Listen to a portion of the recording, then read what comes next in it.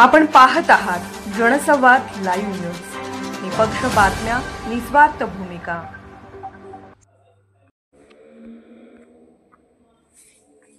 कोकळे करलहट्टी रस्त्याची दुरावस्था सरपंचांनी कारखाना अधिकाऱ्यांना सुनावले। कोकळे करलहट्टी या महत्त्वाच्या संपर्क रस्त्याची दुरावस्था दिवसेंदिवस गंभीर होत चालली आहे। रस्त्यावर खोल खड्डे, दोन्हीकडील मोडलेले बांधकाम आणि उडणारी धूळ यामुळे नागरिकांना मोठ्या प्रमाणात गैरसोय भासत आहे। शाळकरी विद्यार्थ्यांपासून ते रुग्णवाहिकांपर्यंत सर्व वाहतुकीला या रस्त्यावरील अडथळ्यांचा फटका बसत आहे। या वाढत्या समस्येच्या पार्श्वभूमीवर करलहट्टी ग्रामपंचायतीचे सरपंच यांनी आज कारखान्याच्या अधिकाऱ्यांची विशेष बैठक घेऊन रस्त्याबाबत तीव्र नाराजी व्यक्त केली। कारखान्याकडून दररोज उसाने भरलेली जड वाहने या मार्गावरून जात असल्याने खड्डे अधिक खोल व मोठे होत आहेत।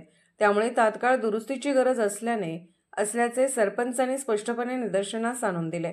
सरपंचांनी अधिकाऱ्यांना सुनावताना सांगितले, ग्रामस्थांच्या सुरक्षिततेची जबाबदारी कारखान्यावरही आहे। रस्त्याची अवस्था अशीच राहिली तर आम्हाला पुढील तीव्र आंदोलनाचा मार्ग स्वीकारावा लागेल।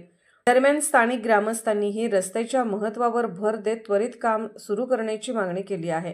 खराब रस्त्यामुळे वाहतुकीत होणारे अपघात, विद्यार्थ्यांची गैरसोय आणि त्या रस्त्याने येण्या जाणाऱ्या शेतकरी वर्गाची गैरसोय होत आहे व कारखाना प्रशासक त्या रस्त्यासाठी जाणीवपूर्वक कानाडोळा करत आहेत। त्या रस्त्यावरून जाताना काही अपघात झाल्यास कारखाना प्रशासक जबाबदार राहणार आहेत। जनसंवाद लाईव्ह न्यूजसाठी मुख्य संपादक चंद्रकांत जगताप, कवठे महाकाळ। हॅलो हॅलो साहेब, नमस्ते। जगताप साहेब बोलताय ना? हाँ हो सर। साहेब नमस्ते, करलहट्टी सरपंच बोलतोय। बोला सर। अहो साहेब, त्या रस्त्याचं काय बघणार आहे का नाही, काय का वाहनं तुमची तिकडल्या दुसऱ्या रूटने कुठं तरी घेऊन जावा साहेब। इथं शाळेची मुलं जाते तर रोज दबा पडायला लागलेत। ते रस्त्याची काय परिस्थिती आहे, साधं टू व्हीलरवरनं आम्हाला जाता येईना झालंय। एखादं काय कोणतरी मेलं बिलं तर साहेब काय करायचं सांगा बघू।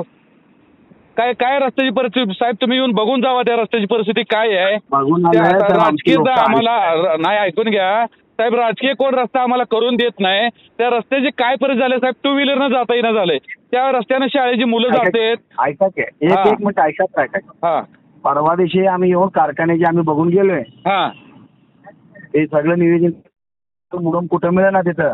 हा, मुरुमची व्यवस्था करून द्या। उद्या तुम्हाला टिप्पर, रोलर सगळं लावून देतो। अहो साहेब, मुरुमची व्यवस्था तर आम्ही कशी करून देणार हो? आता ते आमच्याकडे मुरुम कसं आहे? मुरुम कुठला तर तेवढं ऍडजस्ट करायला पाहिजे मला तुमच्या सरपंचपणे। अहो आता मला सांगा,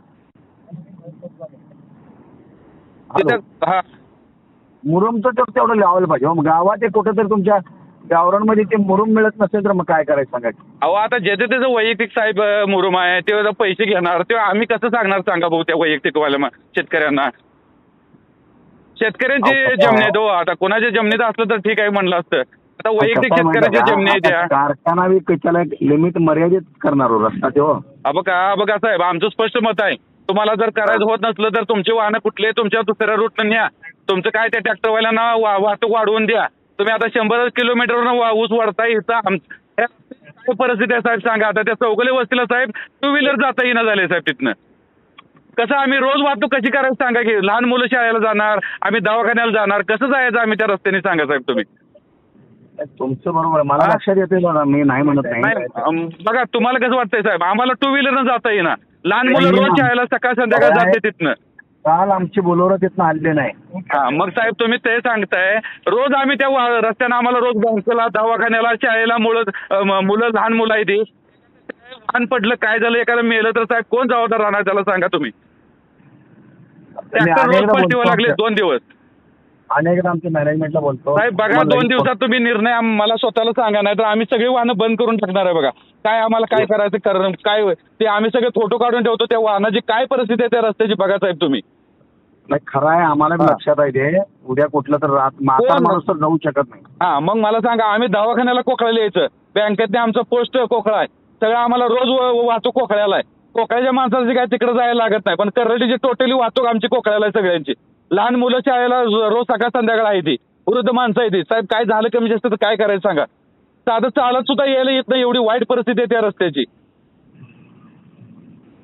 आमची भूमिका लक्षात घ्या, नाही तर आम्ही 2 दिवसात सगळे वाहनं बंद करतो। तुम्ही तुमचा पर्याय रस्ता शोधा कुठनंही साहेब।